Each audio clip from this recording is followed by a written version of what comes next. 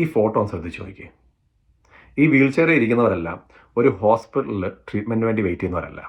മറിച്ച് അമേരിക്കയിൽ നിന്ന് ഇന്ത്യയിലോട്ട് പോകുന്ന ഒരു ഫ്ലൈറ്റിൽ കയറാൻ വേണ്ടി വെയിറ്റ് ചെയ്യുന്ന ഇന്ത്യൻ പാസഞ്ചേഴ്സാണ്.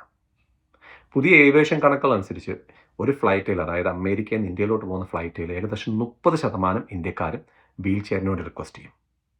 ഇനി ഒരു പാസഞ്ചർ ഒരു എയർലൈൻ കമ്പനിയോട് വീൽ ചെയറിന് റിക്വസ്റ്റ് ചെയ്ത് കഴിഞ്ഞാൽ മെഡിക്കൽ റെക്കോർഡ്സ് നോക്കാതെ തന്നെ അവരത് പ്രൊവൈഡ് ചെയ്തേ പറ്റുള്ളൂ.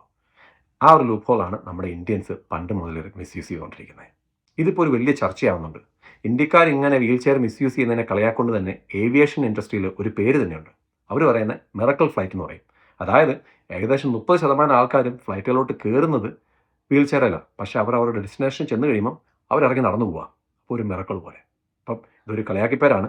ഇനി എന്തുകൊണ്ടാണ് ഇന്ത്യൻസ് ഇങ്ങനെ വീൽ ചെയർ മിസ്യൂസ് ചെയ്യുന്നതെന്ന് ചോദിച്ചു കഴിഞ്ഞാൽ അതിന് 3 കാരണങ്ങളാണ് പറയുന്നത്. ഒന്ന്, നമ്മൾ വീൽ ചെയറിൽ ഇരിക്കുമ്പം നമുക്ക് TSA ലൈൻ, അതായത് ചെക്ക് ഇൻ ലൈനിലോട്ട് വരുമ്പോൾ നമുക്ക് ആ ലോങ് ലൈനിൽ വെയിറ്റ് ചെയ്യേണ്ട ആവശ്യമില്ല. നമുക്ക് സ്പെഷ്യൽ ആക്സസ് ഉണ്ട്. അതുപോലെ തന്നെ അടുത്ത വരുന്ന കസ്റ്റംസും അവിടെ നമുക്ക് വെയിറ്റ് ചെയ്യേണ്ട ആവശ്യമില്ല. അവിടെ സ്പെഷ്യൽ ആക്സസ് ഉണ്ട്. പിന്നെ മൂന്നാമത് നമുക്ക് പ്രയോറിറ്റി ബോർഡിംഗ്. നമ്മൾ വീൽ ചെയറിലാണെങ്കിൽ നമ്മളെ ഫ്ലൈറ്റ് ആദ്യമായിട്ട് കയറ്റും. പക്ഷേ ഇതിപ്പം ഭയങ്കരമായിട്ട് ചർച്ചയായി കഴിഞ്ഞപ്പം പല ഇന്ത്യൻ ഫാമിലീസും പറയുന്നത് ഈ 3 റീസൺസ് അല്ല എന്തുകൊണ്ടാണ് അവർ ഒരു ഫ്ലൈറ്റ് ബുക്ക് ചെയ്യുമ്പോൾ എന്തുകൊണ്ട് വീൽ ചെയർ എടുക്കുന്നത് പറയുന്നത്. അവർ പറയുന്നത് അമേരിക്കയിലുള്ള ഈ ചെറുപ്പക്കാരെ വിസിറ്റ് ചെയ്യാൻ വരുന്നത് അവരുടെ പേരൻസാണ്, അല്ലെങ്കിൽ നാട്ടിലോട്ട് തിരിച്ചു പോകുന്ന അവരുടെ പേരൻസാണ്. അപ്പോൾ പലപ്പോഴും ഇങ്ങനെ ഏജ്ഡ് ആയിട്ടുള്ള പേരൻസിന് ഇംഗ്ലീഷ് മനസ്സിലാക്കാനുള്ള ഒരു ബുദ്ധിമുട്ടുണ്ട്. അപ്പം പല എയർപോർട്ടിൽ ഇവർ ചെന്ന് കഴിഞ്ഞാൽ ഇവർ കൺഫ്യൂസ്ഡാണ്, ഏത് ടെർമിനലിൽ പോകണം, ഏത് ഗേറ്റിൽ പോകണം. പക്ഷേ ഇങ്ങനെ ഒരു വീൽ ചെയർ എടുക്കുവാണെങ്കിൽ ആ വീൽ ചെയറിൻ്റെ കൂടെ നമ്മളെ തള്ളിക്കൊണ്ട് പോകുന്ന ആ ഒരു വ്യക്തി നമ്മളൊരു പേഴ്സണൽ അസിസ്റ്റൻ്റ് പോലെ നമ്മളെ TSA കൂടെ കൊണ്ടുപോകുന്നു, നമ്മളെ കസ്റ്റംസിൽ കൊണ്ടുപോകുന്നു, നമ്മളെ ഫ്ലൈറ്റിൽ കറക്റ്റ് ടെർമിനലിൽ കൊണ്ടാക്കുന്നു. ഇനി രണ്ടാമത്തെ കാരണമായിട്ട് പറയുന്നത് എയർപോർട്ടിലുള്ള ഒരു നാവിഗേഷൻ ഡിഫിക്കൽറ്റി. അതായത് ഒരു എയർപോർട്ടിലോട്ട് കയറി കഴിഞ്ഞ് കഴിഞ്ഞാൽ ഇപ്പോൾ ചെറുപ്പക്കാർക്ക് തന്നെ നാവിഗേറ്റ് ചെയ്യാൻ പാടാം. കാരണം ഒരു ടെർമിനൽ ഇവിടെയാണെങ്കിൽ അടുത്ത ടെർമിനലിലോട്ട് നമ്മൾ ചിലപ്പോൾ ട്രെയിനിലും ബസ്സിലും കയറിയേ പോകുന്നത്. അപ്പോൾ ആ ഒരു ഡിഫിക്കൽറ്റി പേരൻസിനുണ്ട്. അപ്പോൾ ഇങ്ങനെ ഒരു വീൽ ചെയർ ആക്സസ് ഉള്ളപ്പം പലപ്പോഴും ആ വീൽ ചെയർ തള്ളിക്കൊണ്ടിരിക്കുന്ന ആൾ തന്നെ നമ്മളെ കൊണ്ടുപോയി കറക്റ്റ് സ്ഥലത്ത് എത്തിക്കും.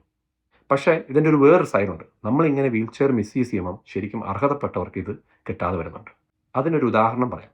2024 ഫെബ്രുവരിയിൽ നമ്മുടെ ഛത്രപതി ശിവാജി മഹാരാജ എയർപോർട്ട്, അതായത് മുംബൈയിലെ എയർപോർട്ടിൽ മിസ്റ്റർ ബാബു പട്ടേലും വൈഫും അമേരിക്കയിൽ നിന്ന് ലാൻഡ് ചെയ്തിരിക്കുക. ഇവർക്ക് രണ്ടുപേർക്കും വീൽ ചെയർ ആക്സസ് വേണം, രണ്ടുപേർക്കും ഡിസബിലിറ്റി ഉള്ളത്. പക്ഷേ വൈഫിന് മാത്രമേ കിട്ടിയുള്ളൂ, ബാബു പട്ടേലിന് കിട്ടിയില്ല. പക്ഷേ ഇവർ കുറേ വെയിറ്റ് ചെയ്തിട്ടും കിട്ടാത്തതുകൊണ്ട് ബാബു പട്ടേൽ വൈഫിൻ്റെ ഒപ്പം നടന്നുപോയി. നടന്നു പോയിക്കൊണ്ടിരിക്കുന്ന സമയത്ത് കാർഡിയാക് അറസ്റ്റ് വന്ന് ആൾ താഴെ വീണ് മരിച്ചു. അത് കോടതി വന്നു, കേസ് നടന്നു. ഏകദേശം 30 ലക്ഷം രൂപ എയർ ഇന്ത്യക്കെതിരെ നമ്മുടെ കോടതി വിധിച്ചു. ഇതിപ്പോൾ ഞാനൊരു എക്സാമ്പിൾ മാത്രം പറഞ്ഞാൽ ഇതുപോലെ പല എയർപോർട്ടിലും പല ഇൻസിഡൻറ്റും ഉണ്ടായിട്ടുണ്ട്. അതായത് അടുത്ത പ്രാവശ്യം നമ്മൾ വീൽ ചെയർ മിസ്യൂസ് ചെയ്യുമ്പം ഒന്ന് ഓർക്കുക, ശരിക്കും അർഹതപ്പെട്ട ഒരാൾക്ക് ഇത് കിട്ടാതെ വരുന്നുണ്ട്.